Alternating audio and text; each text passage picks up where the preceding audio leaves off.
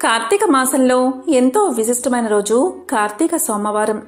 ఆ మహాశివుడి అనుగ్రహాన్ని పొందడానికి కార్తీక సోమవారం రోజు చేసే పూజ, ఉపవాసం, జపం, తపం ఏదైనా సరే కోటి రెట్ల ఫలితాన్ని ఇస్తుంది. మరి ఎంతో విశేషమైన ఈ కార్తీక సోమవారం రోజు మీరు స్నానం చేసే నీటిలో ఈ ఒక్కటి వేసుకుని స్నానం చేస్తే చాలు, జన్మల పాపాలు తొలగి కోటి జన్మల పుణ్యం వస్తుంది, సకల శుభాలు కలుగుతాయి. మరి ఈరోజు ఏం చేస్తే ఆ మహాశివుడి అనుగ్రహాన్ని పొందవచ్చో ఇప్పుడు తెలుసుకుందాం. మహాశివయ్యను కార్తీక సోమవారం రోజు మీరు ఇంట్లో ప్రత్యేకంగా ఇలా పూజిస్తే మీ సమస్త కోరికలు నెరవేరతాయి, సంవత్సరమంతా ధనాదాయం కలుగుతుంది. శివుడి ఆజ్ఞ లేనిదే చీమైనా కుట్టదు అంటారు. అంటే ఈ సృష్టిలో జరిగే ఏ చర్యకైనా, ఏ కార్యానికైనా శివుడి ఆజ్ఞ లేనిదే అది ముందుకు నడవదు. మనకున్న 8 దిక్కులకు అష్టదిక్పాలకుడు శివుడు, నవగ్రహాలకు ఆయనే అధిపతి. ఆ మహాశివుడి కరుణ ఉంటే ఎలాంటి గ్రహదోషాలైనా మనల్ని పట్టి పీడించవు. ఆ మహేశ్వరుడికి సోమవారము అంటే చాలా ఇష్టం. అందున కార్తీక సోమవారం అంటే ఇంకా చాలా ఇష్టం. సోమవారం, సోమ అంటే సాప్లెస్ ఉమా, అమ్మవారితో కూడిన అయ్యవారు అని అర్థం. కార్తీక సోమవారం రోజు ఉమామహేశ్వరులను పూజిస్తే అష్ట ఐశ్వర్యాలు కలుగుతాయి, మనకున్న దారిద్ర్యం తొలగిపోతుంది. దీనికి ఏం చేయాలి అంటే కార్తీక సోమవారం రోజు ఉదయం బ్రాహ్మీ ముహూర్తంలో నిద్రలేచి స్నానాన్ని ఆచరించి శివుణ్ణి స్తుతిస్తే చాలు, పుణ్యం ప్రాప్తిస్తుంది. కార్తీక దీపారాధన చెయ్యాలి. దీనికోసం ముందుగా తలస్నానం చేయాలి. ఆ తర్వాత ఇంటిని, పూజా గదిని శుభ్రం చేసుకోవాలి. తరువాత పార్వతీ పరమేశ్వరుల పటానికి బొట్టు పెట్టి దీపారాధన చేయాలి. పువ్వులతో అందంగా అలంకరించాలి. తరువాత శివాష్టకం చదువుతూ విభూతిని సమర్పించాలి. పూజ తర్వాత పరమశివుడికి నైవేద్యంగా నేతితో తాలింపు వేసిన దద్దోజనం సమర్పించాలి. ఇలా చేయడం వల్ల అప్పుల బాధలు, ఆర్థికపరమైన సమస్యలు తొలగిపోయి ఐశ్వర్యవంతులు అవుతారు. దేవుడికి పూజ చేసినా, ప్రసాదం పెట్టినా ఏకాగ్రమైన మనసుతోనే చేయాలి. అప్పుడే ఆ భగవంతుడు స్వీకరిస్తాడు. అలాగే 3 ఆకులు కలిగిన బిల్వపత్రం శివుడి 3 కన్నులకు సంకేతం. అంతేకాదు త్రిశూలానికి సంకేతం కూడా. కాబట్టి మారేడు ఆకును అంటే బిల్వపత్రాన్ని కార్తీక సోమవారం రోజు శివుడికి సమర్పించడం వల్ల దారిద్ర్యం తొలగిపోతుంది. ఆ తరువాత ఏ పండునైనా శివుడికి ప్రసాదంగా పెట్టవచ్చు. అయితే శివుడికి ప్రీతికరమైన పండు వెలగపండు. ఇది దీర్ఘాయుష్యును సూచిస్తుంది. ఈ పండుని స్వామికి సమర్పించడం వల్ల అంతా శుభమే జరుగుతుంది. ఈ విధంగా ఉమామహేశ్వరులను వేకువజామున మరియు సాయంత్రం ప్రదోషకాలంలో పూజిస్తే శుభఫలితాలు కలుగుతాయి. ఇక కార్తీక సోమవారం మహిమ గురించి కార్తీక పురాణంలో ఇలా వివరణ ఉంది. ఒకసారి జనక మహారాజు వశిష్ఠ మహాముని కార్తీక మాసం గురించి వివరించమని కోరగా, అందులో భాగంగా కార్తీక సోమవార పవిత్రత గురించి జనక మహారాజుకు వశిష్ఠుడు ఇలా చెప్పాడు. ఓ జనక మహారాజా, కార్తీక మాసంలో సోమవార వ్రతాన్ని భక్తి శ్రద్ధలతో ఆచరించేవారు శివానుగ్రహాన్ని పొంది చివరకు కైలాసాన్ని చేరుకుంటారు. కార్తీక మాసంలో వచ్చే ఏ సోమవారం రోజైనా సరే స్నాన జపాదులు ఆచరించిన వారు 1000 అశ్వమేధ యాగాలు చేసిన ఫలితాన్ని పొందుతారు. కార్తీక సోమవారం రోజు ఈ 6 పద్ధతుల్లో కనీసం ఒక పద్ధతిలో అయినా కార్తీక సోమవారాన్ని ఆచరిస్తే జన్మల పాపాలు తొలగి జన్మ సార్థకమవుతుంది. అందులో భాగంగా శక్తి కలిగిన వారు కార్తీక సోమవారం రోజు పగలంతా ఉపవాసముండి సాయంకాలం శివాభిషేకం చేసి నక్షత్ర దర్శనం తర్వాత తులసి తీర్థాన్ని మాత్రమే సేవించాలి. దీన్నే ఉపవాసము అంటారు. ఇది సాధ్యం కానివారు రెండవది స్నాన దాన జపాదులను యథావిధిగా చేసుకుని మధ్యాహ్నం భోజనం చేసి రాత్రి భోజనానికి బదులు తులసి తీర్థాన్ని సేవించాలి. దీనినే ఏకభుక్తము అంటారు. ఇది కూడా సాధ్యం కానివారు మూడవది పగలంతా ఉపవాసముండి రాత్రి నక్షత్ర దర్శనం తర్వాత భోజనం చేయాలి. దీనిని నక్తము అంటారు. ఈ నక్త ఉపవాసం మహాశివుడికి అత్యంత ఇష్టమైన ఉపవాస పద్ధతి.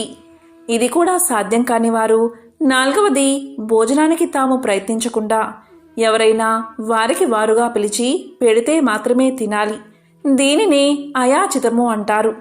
ఇది కూడా సాధ్యం కాకపోతే 5వది, ఈరోజు స్నానాన్ని చేసి శివ పంచాక్షరి మంత్రాన్ని జపించాలి. దీన్నే స్నానము అంటారు. మాకు జపించడం చేత కాదు, తెలియదు అనేవాళ్ళు 6వది అయినా చేస్తే చాలు. కార్తీక సోమవారం రోజు నువ్వులను దానం చేస్తే సరిపోతుంది. దీనిని తిలా దానము అంటారు. ఈ 6 ఏదో ఒక దానిని కార్తీక సోమవారం నాడు ఆచరించాలి. ఏదీ కూడా ఆచరించకుండా ఉంటే అలాంటివారు 8 యుగాల పాటు మహారౌరవాది నరకాలు పొందుతారని జనక మహారాజుకి వశిష్ఠుడు తెలియజేశాడు. కాబట్టి కార్తీక మాసంలో వచ్చే ప్రతి సోమవారం రోజు పగలంతా ఉపవాసముండి రాత్రి నక్షత్ర దర్శనం తర్వాత భోజనం చేయాలి. అలాగే ఈ రోజంతా ఓం నమశివాయ అనే పంచాక్షరి మంత్రాన్ని జపిస్తూ దైవ ధ్యానంలోనే గడపాలి. ఇలా చేస్తే అలాంటి వారు శివ సాయుధ్యాన్ని పొందుతారని వశిష్ఠుడు జనక మహారాజుకు తెలియజేశాడు. కార్తీక సోమవారం రోజు స్నానం కాని, దానం కాని, జపం కాని చేస్తే అశ్వమేధ యాగం చేసిన ఫలితం దక్కుతుంది. ఇందులో ఎటువంటి సందేహమూ లేదు. కార్తీక సోమవారం రోజు శివుడికి మారేడు ఆకులను సమర్పిస్తే ఆ మహాశివయ్య సంతోషించి సకల ఐశ్వర్యాలు కలిగిస్తాడు. అదేవిధంగా జిల్లేడు పువ్వులను, శంకు పుష్పాలను ఆ మహాశివుడికి సమర్పిస్తే కోరికలు తీరుస్తాడు. ఈరోజు శివాలయంలో ఆవు నెయ్యితో దీపారాధన చేస్తే అష్టైశ్వర్యాలు కలుగుతాయని పురాణ వచనం. ఎవరైతే కార్తీక సోమవారం రోజు శివాలయంలో దీపారాధన చేస్తారో అలాంటి వారి సమస్త దోషాలు తొలగిపోతాయట. ఆ మహాశివుణ్ణి భక్తితో కొలిస్తే శివ సాయుధ్యాన్ని పొందుతారట. కార్తీక సోమవారం రోజు దీపదానం చేస్తే సమస్త పాపాలు తొలగి ఐశ్వర్యవంతులు అవుతారట. స్త్రీలు కాని, పురుషులు కాని ఎవరైనా సరే కార్తీక సోమవారం రోజు ఉపవాసముండి సాయంత్రం నక్షత్రాలను చూసి రాత్రి భోజనం చేయాలి. అలాగే ఈరోజు శివలింగానికి అభిషేకం చేసి పూజ చేసి రాత్రి భోంచేసిన వారు మహాశివుడికి ప్రీతిపాత్రమైన వారవుతారు. కార్తీక సోమవారం రోజు ఆ మహాశివుణ్ణి మల్లెపూలతో పూజిస్తే అలాంటి వారి పాపాలు సూర్యోదయం తర్వాత చీకటి పోయినట్లు తొలగిపోతాయట. నవంబర్ 20వ తేదీ కార్తీక సోమవారం రోజు గోపాష్టమి. ఎంతో పవిత్రమైన విశేషమైన రోజు ఇది.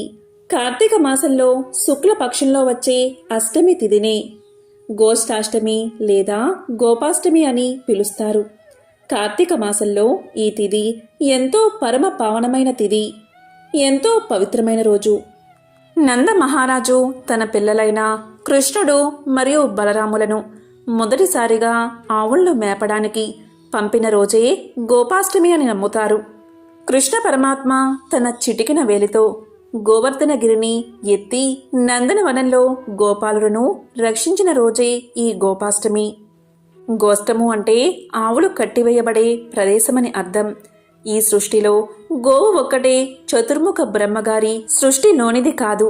ఎందుకంటే ఒకానొకప్పుడు ప్రజాపతి అష్టవసువులందరినీ పిలిపించాడు. ప్రజాపతి వారితో ఇలా పలికాడు: ఓ వసువులారా, ఒక అపురూపమైన ప్రాణిని సృష్టించండి. ఇక అటువంటి ప్రాణి ఈ లోకంలోనే ఉండకూడదు. అది సాక్షాత్తు పరబ్రహ్మ స్వరూపమై ఉండాలి. అటువంటి దాన్ని సృష్టించండి అన్నాడు. దానికి అష్టవసువులు ఇలా చెప్పారు: అంత గొప్ప ప్రాణిని మేము ఎలా సృష్టించగలం అని అడిగారు. దానికి ప్రజాపతి ఇలా పలికాడు: మీరు 100 సంవత్సరాలు ఎడతెరిపి లేకుండా హోమాన్ని చెయ్యండి. అప్పుడు మీకు శక్తి వస్తుంది. ఆ శక్తితో ప్రాణిని సృష్టించండి అని పలికాడు. ఇక అష్టవసువులు ఆ విధంగా హోమాన్ని ఆచరించి ఆ తపశ్శక్తి చేత గోవును సృష్టించారు. ఆ గోవు సంతానంగా ఈరోజు ఎన్ని గోవులు వచ్చాయి. ఎంతో పవిత్రమైన గోపాష్టమి రోజున మీరు ఉదయమే స్నానం చేసి ధ్యానం చేసిన తర్వాత గోమాతకు నమస్కారం చేయాలి. తరువాత ఆవుకు శుభ్రమైన నీటితో స్నానం చేయించాలి. గోమాత నివసించే స్థలాన్ని కూడా శుభ్రం చేయాలి. గో అనగా గోమాత, గోప అనగా గోప బాలుడు. కార్తీక శుక్లపక్ష అష్టమి నాడు వచ్చే రోజు కాబట్టి దీన్నే గోపాష్టమి అని పిలుస్తారు. మరి ఎంతో విశేషమైన ఈ గోపాష్టమి రోజు ఆవుకు ఏం తినిపిస్తే జన్మల పాపాలు తొలగి కోటి జన్మల పుణ్యం వస్తుందో, గోపాష్టమి రోజున ఆవును, కన్నయ్యను పూజించడం వల్ల ఎలాంటి లాభాలు కలుగుతాయో ఈ పూజను ఎప్పుడు ఎలా చేయాలో వివరంగా తెలుసుకుందాం. గోమాత సాక్షాత్తు లక్ష్మీ స్వరూపం. గోమాతలో 33 కోట్ల మంది దేవతలు నివసిస్తారని పురాణాలు చెబుతున్నాయి. అటువంటి పరిస్థితిలో గోవును పూజించడం, గోసేవ చేయడం ద్వారా ఎవరైనా సరే గోమాత అనుగ్రహంతో పాటు 33 కోట్ల మంది దేవతల అనుగ్రహాన్ని పొందవచ్చు. ఈ గోపాష్టమి రోజున ఉదయమే స్నానం చేసి గోమాతకు నమస్కారం చేసుకోవాలి. తరువాత ఆవుకు శుభ్రమైన నీటితో స్నానం చేయించాలి. గోమాత నివసించే స్థలాన్ని శుభ్రం చేయాలి. తరువాత ఆవుకి పూలమాల వేసి వస్త్రాన్ని కప్పాలి. పసుపు, కుంకుమ, చందనం మొదలైన వాటితో అలంకరణ చెయ్యాలి. దీని తర్వాత ఆవుకు పళ్ళు, వంటకాలు, పిండి, బెల్లం రొట్టెలు మొదలైనవి తినిపించాలి. తరువాత అగరవత్తీలు, దీపాన్ని వెలిగించి ఆవుకు హారతి ఇవ్వాలి. మరి ఈరోజు గోమాతకు ఏం పెట్టాలి అంటే పశుగ్రాసాన్ని, ఆకుపచ్చని బఠానీలను గోధుమల్లో పెడితే సర్వాభీష్టాలు నెరవేరతాయి. ఇలా గోమాతను పూజించిన వారు ఆనందం, అదృష్టంతో పాటు ఆరోగ్యాన్ని పొందుతారు. ఈరోజు పూజ చేసే సమయంలో గోవు తోకకు పసుపు రాసి కుంకుమ బొట్లు పెట్టి నమస్కారం చేసుకుంటే చాలు. లక్ష్మీదేవి వెంటనే ప్రసన్నురాలు అవుతుంది. ఈ లోకంలో లక్ష్మీదేవి ఉండే స్థావరాలు 5 మాత్రమే. అందులో ఒకటి ఏనుగు కుంభస్థలం, రెండవది ఆవు యొక్క వెనుక భాగం, మూడవది తామర పువ్వు, నాలుగవది మారేడు ఆకు అంటే బిల్వదలం, ఐదవది సువాసినిల పాపిడ స్థానం అంటే ఆడవారి పాపిడి స్థానం. అందుకే ఇంటి ముందర ఒక గో ఉంటే చాలు లక్ష్మీదేవి ఉన్నట్లే అని నమ్మకం. ఈ విషయాన్ని సమర్థిస్తూ మహాభారతంలోని శాంతి పర్వంలో లక్ష్మీ గో సంవాదం అనే ఒక విశేష అంశం ఉంది. అంపశయ్య మీద ఉన్న భీష్మాచార్యుడితో ధర్మరాజు ఇలా అంటాడు, తాత, ఆవు పేడ లక్ష్మీ నివాసం అంటారే, దాని గురించి చెప్పండి అని అడుగుతాడు. అప్పుడు భీష్మాచార్యుడు ఇలా ఒక ప్రాచీన ఇతిహాసాన్ని కళ్ళకు కట్టినట్లు చెప్తాడు. ఒకసారి లక్ష్మీదేవి సుందర వస్త్రాలు అలంకరణ చేసుకుని గోవుల మందలోకి ప్రవేశించింది. గోవులు ఆమె దివ్య కాంతిని అలాగే ఆమె వైభవాన్ని చూసి, నీవు ఎవరో దయచేసి మాకు చెప్పు అని ప్రశ్నించాయి. అప్పుడు లక్ష్మీదేవి, ఓ గోవులారా, మీకు శుభం కలుగుగాక. నేను ఈ లోకల్లో లక్ష్మీదేవిగా ప్రసిద్ధి పొందాను. మానవులందరూ నా అనుగ్రహం కోసం నన్నే కోరుకుంటారు. నా ఆశ్రయం వల్లే దేవతలందరూ భోగాలు అనుభవిస్తున్నారు. ఋషులు నా వల్లే సిద్ధిని పొందుతున్నారు. ధర్మార్థ కామ మోక్షాలు నా వల్లే సిద్ధిస్తున్నాయి. కానీ నేను మీ మధ్య నివసించాలి అనుకుంటున్నాను. అందువల్ల నేనే స్వయంగా మీ మధ్యకు వచ్చి మిమ్మల్ని ప్రార్థిస్తున్నాను. నాకు అనుమతిని ఇవ్వండి అని కోరింది. దానికి గోవులు ఇలా పలికాయి, ఓ లక్ష్మీదేవి, నీవు ఒకచోట స్థిరంగా ఉండవు. అందువల్ల మా మధ్య నీవు నివసించడం కుదరదు. మరి ఎక్కడైనా ఆనందంగా జీవించు. మాకు గడ్డి గోధుమలే బలాన్ని ఇస్తున్నాయి. నీతో మాకేం పనిలేదు అని చెప్పాయి. అందుకు లక్ష్మీదేవి ఇలా పలికింది, ఇతరులకు మేలు చేసే ఓ గోవులారా, మీరు నన్ను వద్దంటే లోకంలో నాకు అవహేళన తప్పదు. ఈ విషయం తెలిస్తే అందరూ నన్ను కాదంటారు. నాపై దయతో మీతో నన్ను ఉండనివ్వండి. మీరు గొప్ప ఐశ్వర్యదాతలు, ఎందరినో పోషిస్తున్నారు. నేను మీ భక్తురాలను. మీరే నాకు శరణం. మీతో నన్ను ఉండనివ్వండి. కనీసం మీ శరీరంలోని ఏ భాగంలో అయినా సరే, మలమూత్రాంగాల్లో అయినా చోటు దొరికితే చాలు. మీలో ఏదీ కూడా అపవిత్రమైనది కాదు. మీ శరీరాంగాలలో ఎక్కడైనా సరే నాకు చోటు ఇవ్వండి అని ప్రార్థించింది. అప్పుడు గోవులన్నీ పరస్పరం ఆలోచించుకుని, ఓ లక్ష్మీదేవి, మేము నిన్ను పూజించవలసిందే. నీవు మా మలమూత్రాలలో నివసించు. ఎందుకంటే మా మలమూత్రాలు అత్యంత పవిత్రమైనవి. కాబట్టి ఇక నుండి ఆవు పేడ, గోమూత్రం లక్ష్మీదేవి నిలయాలని గోవులన్నీ ప్రకటించాయి. దీంతో లక్ష్మీదేవి ఎంతగానో ఆనందించిందని భీష్మాచార్యుడు ధర్మరాజుకు వివరించాడు. చతుర్వేదాల్లోనే కాక హిందూ ధర్మ శాస్త్ర గ్రంథాల్లోనూ, భారత రామాయణ భాగవతాది పవిత్ర గ్రంథాల్లోనూ గో మహిమ అసమానమైనదిగా అభివర్ణించబడింది. ఋగ్వేదము గోవు యొక్క గొప్పతనం గురించి ఇలా తెలియచేసింది. అమృతస్య నాభిః అంటే గోవు యొక్క పాలు, పెరుగు, నెయ్యి, మూత్రము, పేడ లేదా గోమయం, వీటిని పంచగవ్యాలు అంటారు. ఇవి పౌష్టిక ఆహారాలే కాక అద్భుతంగా పనిచేసే దివ్య ఔషధాలు, అమృత తుల్యములు అని వర్ణించింది. యజుర్వేదం గో సమాన న విద్యతే అని వర్ణించింది. అంటే ప్రపంచంలోని అన్ని ప్రాణుల కంటే ఆద్యంతం మనకు ఉపయోగపడేది గోవు మాత్రమే అని అర్థం. సామవేదం ఏం చెప్పింది అంటే గోవు నుండి లభించే ప్రతి పదార్థము పవిత్రమే. అందుకే గోవు మన శరీరాన్ని, మనసును కూడా పవిత్రం చేస్తుంది, పర్యావరణంలోని కాలుష్యాన్ని శుద్ధి చేస్తుంది అని తెలియచేసింది. ఇక అథర్వణ వేదం ఏం చెప్పింది అంటే సకల ఐశ్వర్యాలకు నిలయం గోవు, అష్ట ఐశ్వర్యాలు గోవులోనే ఉంటాయి. గోలక్ష్మితో రైతు ధనవంతుడు అవుతాడు. అగ్ని స్వరూపమే గోవు. అగ్ని ఎంత ఐశ్వర్యాన్ని ఇస్తుందో గోవు కూడా అంతే ఐశ్వర్యాన్ని ఇస్తుంది. మనం ప్రతిరోజు హోమం చేసి పూర్ణాహుతి చేసి అగ్నిహోత్రం యొక్క అనుగ్రహాన్ని పొందడం ఎంత కష్టమో అంత తేలిక గోమాత అనుగ్రహాన్ని పొందడం. గోవును పూజిస్తే 100 యజ్ఞాలు చేసినా ఫలితం కలుగుతుంది. గోమాతను పూజించడం వల్ల జన్మల పాపాలు తొలగిపోతాయి, మహాపుణ్యం దక్కుతుంది. గోవు సాక్షాత్తు పరదేవత స్వరూపిణి కాబట్టి గోవును పూజిస్తే సకల దేవతలను పూజించినట్లే లెక్క. గోవును పూజిస్తే మనం గర్భగుడిలోకి వెళ్ళి అమ్మవారికి చక్కటి చీర కట్టి ఆమెకు పూజ చేసి మహా నివేదన చేసినట్లే అవుతుంది. గోమాతకు ప్రదక్షిణ చేసి గోవు తోక భాగంలో పసుపు రాసి కుంకుమ బొట్లు పెట్టి ప్రదక్షిణ చేసినట్లయితే భూ ప్రదక్షిణ చేసినట్లే లెక్క. మన శరీరంలోని సకల పాపాలు తొలగిపోతాయి.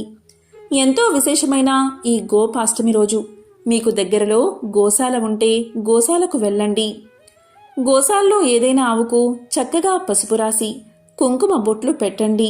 తోకకు కూడా పసుపు రాసి కుంకుమ బొట్లు పెట్టండి. ఆవుకు ఏదైనా ఆహారం తినిపించండి. తౌడు గాని పచ్చగడ్డిని కాని ఆహారంగా తినిపించి గోమాతకు ప్రదక్షిణలు చేయండి. ఇలా గోవును పూజించి ఆహారం తినిపించి ఆవు చుట్టూ ప్రదక్షిణలు చేస్తే ముక్కోటి దేవతల అనుగ్రహం సులభంగా దక్కుతుంది. అదేవిధంగా ఇంట్లో చిన్నపిల్లలు ఉంటే ఆ పిల్లల్ని కూడా తీసుకువెళ్ళి ఆవు తోకతో చిన్నపిల్లలకు దిష్టి తీయండి. ఇలా చేస్తే దిష్టి దోషాలన్నీ తొలగిపోతాయి. ఈరోజు ఎవరైనా సరే కపిల గోవు పాలతో శివాభిషేకం చేస్తే విపరీతమైన ఐశ్వర్యం కలుగుతుంది. సాధారణంగా కార్తీక సోమవారాల్లో శివాభిషేకం చేయించుకుంటారు. ఈ సంవత్సరం అంటే 2023వ సంవత్సరం కార్తీక సోమవారం గోపాష్టమి రెండూ కలిసి వచ్చాయి కాబట్టి ఈరోజు గోవు పాలతో శివాభిషేకం చేస్తే అఖండ ధనప్రాప్తి కలుగుతుంది. ఎవరికైతే గోశాల దగ్గరలో లేదో లేదా గోవులు లేవో అలాంటి వారు ఏం చేయాలి అంటే మీ ఇంట్లో పూజా గదిలో గోమాత విగ్రహాన్ని పెట్టుకోండి. ఆ గోమాతను శుభ్రం చేసి శుభ్రంగా పసుపు, కుంకుమ, గంధంతో బొట్లు పెట్టండి. గోమాతకు ఎదురుగా దీపారాధన చేయండి. అదేవిధంగా గోమాతకు ఏదైనా తీపి పదార్థాన్ని నైవేద్యంగా పెట్టి నమస్కారం చేసుకోండి. ఇలా చేసినా చాలు సకల దేవతల అనుగ్రహం మీకు కలుగుతుంది. ఈరోజు ముఖ్యంగా గోవుకు అరటి పండును ఎవరైతే తినిపిస్తారో వారి సకల కోరికలు నెరవేరతాయి, అష్ట ఐశ్వర్యాలు కలుగుతాయి, జన్మల పాపాలు తొలగి కోటి జన్మల పుణ్యం వస్తుంది. మరి ఎంతో విశేషమైన కార్తీక సోమవారం రోజు స్నానం చేసే నీటిలో ఏం వేసుకుని స్నానం చేయాలి అంటే శివుడికి ఎంతో ప్రీతికరమైన మారేడు ఆకులు అంటే బిల్వ దళాలు కానీ లేదా ఉత్తరేణి ఆకులు కానీ వేసుకుని స్నానం చేస్తే చాలు. శివుడికి అత్యంత ప్రీతికరమైన ఆకుల్లో ఉత్తరేణి ఆకులు ఒకటి. మీకు దొరికితే ఉత్తరేణి ఆకులు వేసుకుని స్నానం చేయండి. లేకపోతే మారేడు దళాన్ని వేసుకుని స్నానం చేసినా చాలు. జన్మల పాపాలు ఆ నీటి ద్వారా తొలగిపోతాయి. అలాగే స్నానం చేసే సమయంలో చెంబుడు నీటిని తీసుకుని గంగాదేవిని స్మరించుకుని అప్పుడు ఆ నీటితో స్నానం చేయండి. ఇలా చేస్తే సకల పాపాలు తొలగి సకల శుభాలు కలుగుతాయి. కార్తీక సోమవారం రోజు చాలామంది 365 వత్తుల దీపాన్ని వెలిగిస్తారు. 365 రోజులు ఇంట్లో దీపారాధన చేసిన ఫలితం దక్కాలి అంటే కార్తీక సోమవారం లేదా పౌర్ణమి రోజు 365 ఒత్తుల దీపాన్ని వెలిగించాలి. దీనిని ప్రదోష కాలంలో అంటే సోమవారం ప్రదోష కాలంలో వెలిగిస్తే చాలా మంచిది. ఎందుకంటే ప్రదోషకాలం అత్యంత విశిష్టత కలిగి ఉంటుంది. ఈ ప్రదోషకాలంలో దేవతలంతా ఆ మహాశివయ్యను దర్శించుకోవడానికి కైలాసానికి చేరుకుంటారు. ఆ సమయంలో మహాశివుడు కైలాస పర్వత ప్రాంతంలో పార్వతీదేవితో కలిసి శివతాండవం చేస్తాడు. ఆ శివతాండవం చూడడానికి దేవతలంతా కూడా కైలాసానికి చేరుకుంటారు. ఈ ప్రదోషకాలంలో ఆ మహాశివుణ్ణి పూజిస్తే సకల దేవతలను పూజించిన ఫలితాన్ని పొందవచ్చు. అందుకే ప్రదోషకాలంలో శివపూజ శివారాధన వల్ల ఎంతో మహాపుణ్యం కలుగుతుంది. అందుకే కార్తీక సోమవారంతో కూడిన ఈ ప్రదోషకాలంలో మీరు 365 ఒత్తులు వెలిగిస్తే ఎంతో మహాపుణ్యం వస్తుంది. ప్రదోషకాలం సాయంత్రం 4:30 నుంచి 7 గంటల మధ్య ప్రాంతంలో ఉంటుంది. ఈ సమయంలో శివారాధన అలాగే 365 ఒత్తుల దీపాన్ని వెలిగిస్తే చాలు, మీకు ఈశ్వరానుగ్రహం తప్పకుండా కలుగుతుంది. అదేవిధంగా 365 రోజులు దీపాన్ని వెలిగించిన పుణ్యం మీకు దక్కుతుంది. కాబట్టి ఎంతో విశేషమైన కార్తీక సోమవారం రోజు ఇటువంటి విధి విధానాలను పాటించి శివానుగ్రహాన్ని పొందండి. ఓం నమః శివాయ.